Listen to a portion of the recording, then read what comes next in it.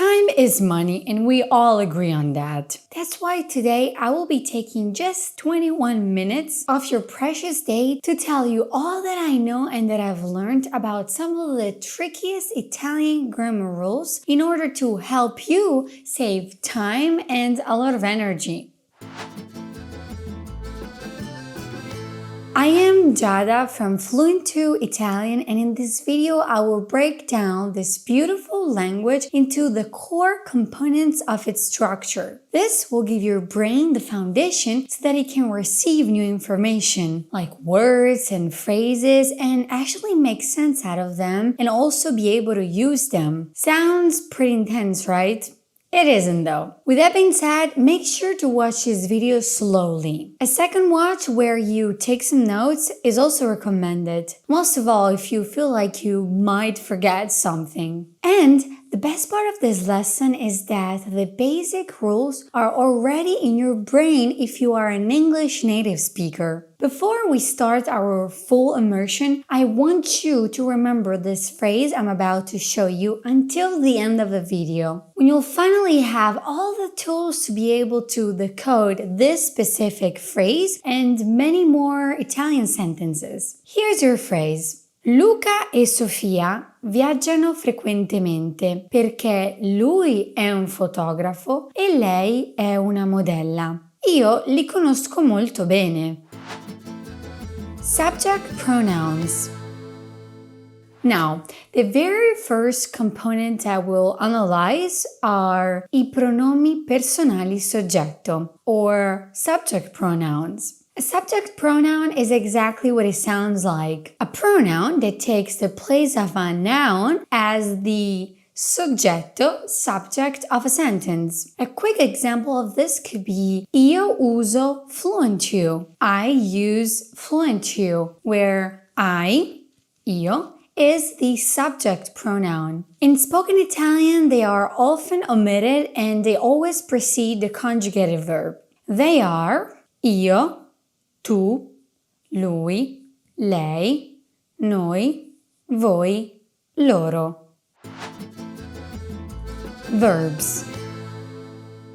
Everybody knows verbs, and as you probably already know, verbs can be conjugated in many tenses. See, you already have a lot of this information in your head. There are some things though that are special about Italian verbs. Verbs will always end in are, ere, or ire. And the way they end is defined by who is doing the action. This is called la coniugazione, the conjugation. So, for example, if we conjugated the verb mangiare, to eat, which ends in are, so it belongs to la prima coniugazione, the first conjugation, the endings will change according to who is eating. Just like this. Io mangio, tu mangi, lui mangia, lei mangia, noi mangiamo, voi mangiate, loro mangiano. Let's practice what we just learned with a quick quiz. Here, you have to pick the right way to conjugate the verb mangiare, to eat, in this specific sentence. Martina e Filippo mangiate il pollo con le patate. Martina e Filippo mangiamo il pollo con le patate. Martina e Filippo mangiano il pollo con le patate.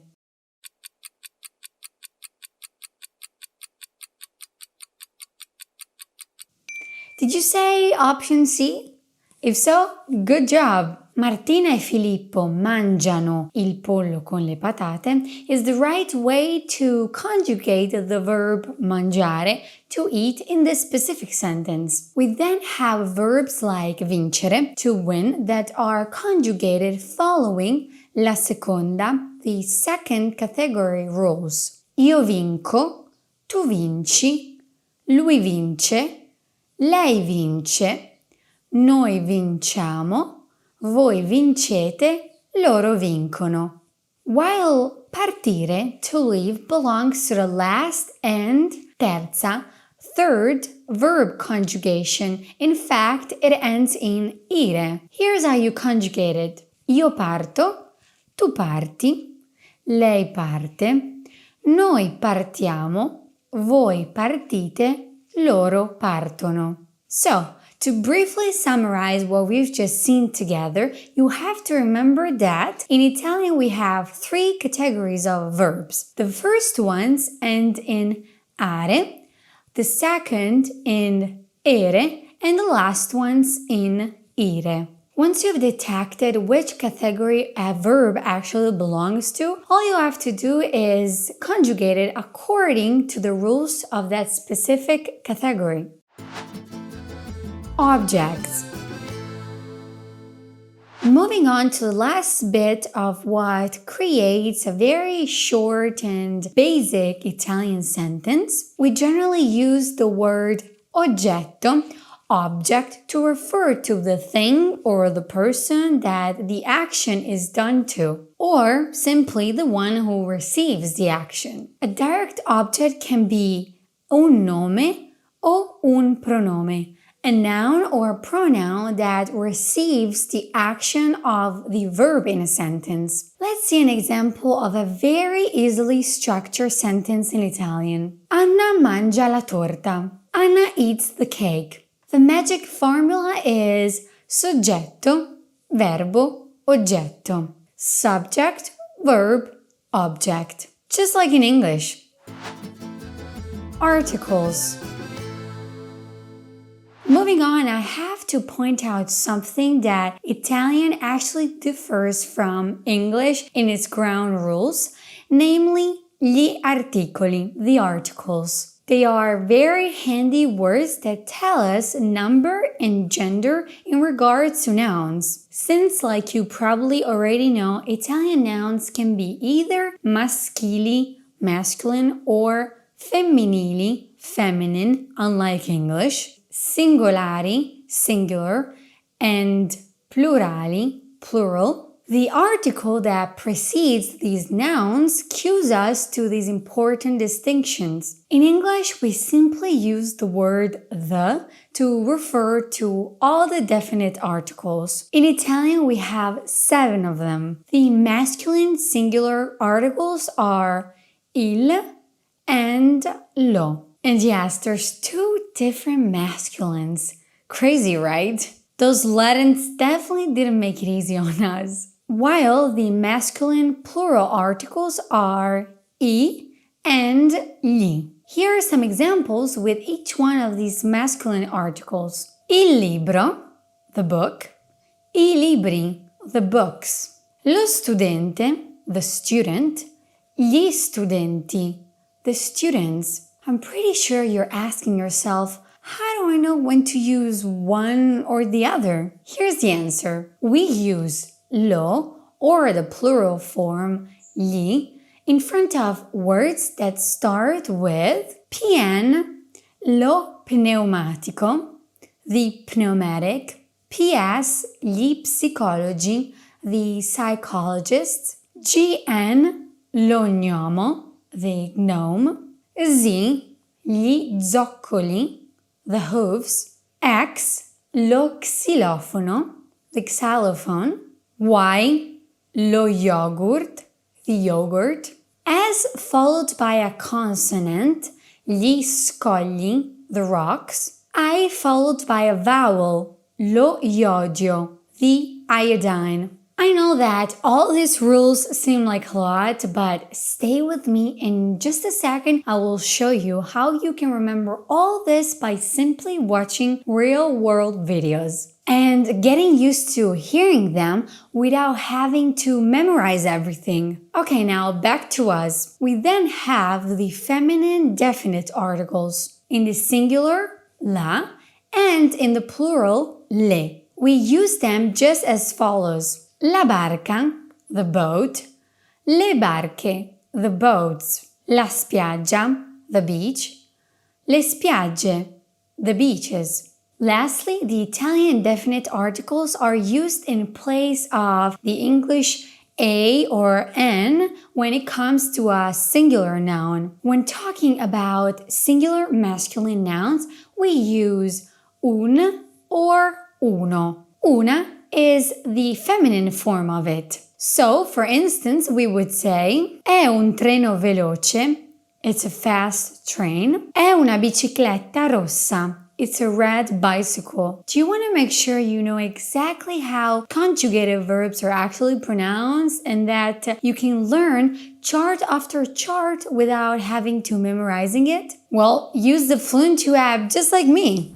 For instance, if we type the word chiama, so she calls or he calls, many different phrases and videos that contain that exact verb will appear. Like that, you'll be also able to learn conjugations more naturally. Nouns. In any language, I nomi, nouns, refer to persone, luoghi, or cose, people, places, or things. Italian nouns can be feminine or masculine, and singular or plural. The vast majority of Italian masculine nouns end in O when they are singular, while when they are plural, most of them end in I. L'albero, the tree, gli alberi, the trees, il libro, the book, I libri, the books. Most feminine nouns end in A when they are singular, while when they are plural, they take the E ending. La casa, the house, le case, the houses, l'anatra, the duck, le anatre, the ducks. I want to challenge you right now just because I truly believe in your potential and do a little quiz on something we've just studied together. I'm giving you the verb guardare, to watch, which, if you noticed, ends in are. So I've just given you a little hint. How would you say we watch in Italian? Noi guardiamo, noi guardate, voi guardate.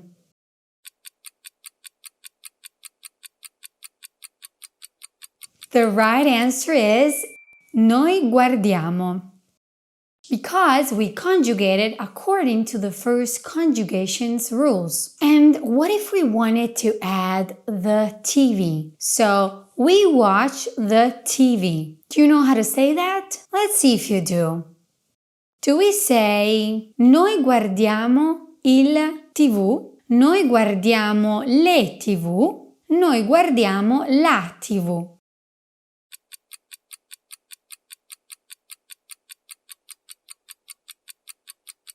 Noi guardiamo la TV. TV in Italian is feminine and in this case singular, so noi guardiamo la TV. Adjectives. So far we've seen Italian subjects, verbs, objects, articles, so pretty much anything to help us build a simple and basic sentence. Now we will move on to gli aggettivi, the adjectives. They simply are descriptive words that modify nouns. They also give details about the noun they describe, which makes any language way more vivid and interesting. Adjectives must agree in gender and number with the noun they modify. So, for example, Alice ha comprato un vestito rosso. Alice bought a red dress. Alice ha comprato 3 vestiti rossi. Alice bought 3 red dresses. Conjunctions. Another part of speech that you definitely need to know are le congiunzioni, conjunctions. They are like little bridges that connect clauses, meaning a group of words that normally contains a verb and other components too. There are many conjunctions in Italian. And as your Italian vocabulary grows, you will naturally learn the less common ones. Some of the most popular and useful conjunctions are and. Vorrei una pizza e un bicchiere di vino. I would like a pizza and a glass of wine. Or comprerò il cappello o la sciarpa. I will buy the hat or the scarf. But, mi piacerebbe venire, ma devo lavorare. I would like to come, but I have to work. Perché? Because. Mi piace la torta perché è dolce. I like the cake because it's sweet. By the way, your support means a lot to me, so if you feel like you're having fun and learning a lot of new things that will save you from going insane while trying to learn the Italian grammar, well, don't forget to give this video a thumbs up. And in exchange, you will be able to download for free our FluentU PDF that contains all the material that we've seen together today. Take a look at the description box. Adverbs. After the conjunctions, we have gli avverbi, the adverbs. They are one of those things that sounds daunting but aren't. They're basically adjectives for verbs. Italian adverbs generally end in mente. Loro guidano lentamente. They drive slowly. Or sei veramente bravo in italiano. You're very good at Italian. Object pronouns. Let's meet another very important part of speech. I pronomi personali oggetto. Object pronouns. What they do is showing who's the object of a verb's action. Italian object pronouns are mi, ti, lo, la, ci, vi, li, le. They are placed before the verb just like this. Mi vedi, you see me. Lo vedi, you see him. Le vedi, you see them. Feminine, plural. The FluentU app shows you exactly how to use them. Look at this sentence, for example. Provo a fischiettare e a cantar, ma quel sassolino mi fa sempre mal. Here you can also see the translation of it. I try to whistle and sing, but that pebble still hurts me. And if you click on me, it will tell you that is an object pronoun. I know that I'm giving you a lot of information, so what do you think about testing what we've just learned? That way, you'll also feel way more confident about your Italian. What's the correct and more native way of saying I call you in Italian?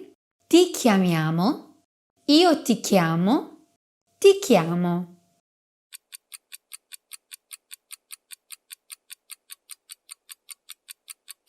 It's ti chiamo. In fact, like I've told you already, Italian native speakers tend to omit the subject a lot. Prepositions. We then have le preposizioni, prepositions. They are very short words, normally a few letters long, that connect words. The most common prepositions are a, in or to, lavoro a Roma. I work in Rome. Or vado al lavoro. I go to work. Con, with. Mangiamo gli spaghetti con le polpette. We eat spaghetti with meatballs. Da, from. Lei viene da Milano. She comes from Milano. Di, of. Ho comprato una camicia che è fatta di seta. I bought a shirt that is made of silk. Per, for. È per te. It's for you. Complex sentence structure. Unfortunately, or luckily, depending on your point of view, in Italian, we have a lot of freedom when it comes to the structure of a sentence. In fact, once we have all the part of speech that we need, we have different options on how to organize them. Do you still remember that complicated sentence that I showed you right at the beginning of this video? Let's take a second look at it. Luca e Sofia viaggiano frequentemente perché lui è un fotografo e lei è una modella. Io li conosco molto bene. Luca and Sofia travel frequently because he is a photographer and she is a model. I know them very good. So here we have two subjects, a verb, an adverb that create the main clause, and then we can see a conjunction, a subject, a verb, an indefinite article, a masculine noun, another conjunction, another subject, feminine this time, the same verb, the feminine indefinite article, and feminine noun that are part of the secondary clause. Lastly, we have a subject, io, I, object, pronoun, verb, adjective that creates another separate main clause. Well, this was definitely a lot of information, so I recommend you take your time to take it all in and maybe watch this video a second time and take some notes. Once you feel more confident and ready to move on to something very interesting, you can watch this deep dive video I made where I break down the funny movie trailer of Women Drive Me Crazy. Pazze di me.